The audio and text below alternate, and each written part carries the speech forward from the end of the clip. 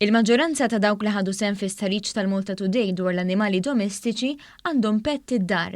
Mill-istħarriġ li bir-riżultati li ħarġu ingħata t-titlu A Nation of Pet Lovers, ir-riżulta li l-klieb huma l-aktar annimali popolari biex jinżammu bħala pett. Isegwuhom hemm il-qtates u l-asafar rispettivament. L-istħarriġ wera li nofs dawk intervistati jonfqu madwar 30 euro fix-xahar għal pett tagħhom. 37% qalu li jonfqu 60 euro fix-xahar. Aktar minn 10% jonfqu sa 90 euro u kważi 3% oħra jonfqu aktar minn 90 euro għall-annimal li jgħix magħhom. Iżda dawn il-flus fiex jintefqu? F'mażen ftaqali għand kumpanija li ilha tissuplixxi ikel u prodotti tal-annimali domestiċi aktar minn 70 sena, l-imprenditur Nigel Cardona spjega li l-maġġoranza tal-beħ imur għall-ikel u l-mediċina. L-avvanz fix-xjenza dejjem tikber, il-veterinarji qed ikollhom ħafna iktar rodda f'idejhom biex jagħmlu ċertu dijanjosi fuq klieb u qtates u qed naraw moviment kbir lej dat-tip ta' ikel li qed jinxtara mill-owners tal-pets biex ovvjament jittrattaw il-klieb u qtates tagħhom biex ikollhom ħajja iktar xierqa.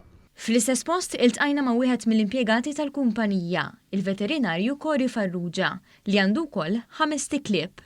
Narani jonfqulhom qisu kważi xi 250 fix-xahar.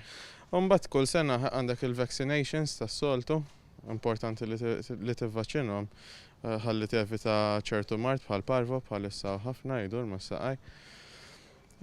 Dak qisu għalissa x'għalneqqas għadhom b'saħħithom s'issa u nispera li jibqgħu.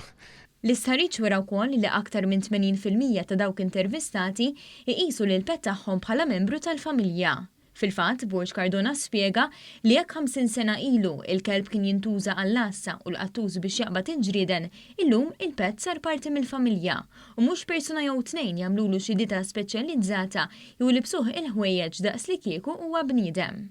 Kull ma jmur iż-żmien naraw illi it-trend illi nikkreaw humanization tal-klieb u ta' qtates dejjem qed tikber għax fihom qed insibu wens illi forsi ma nistgħux insibu minn bnedmin oħrajn.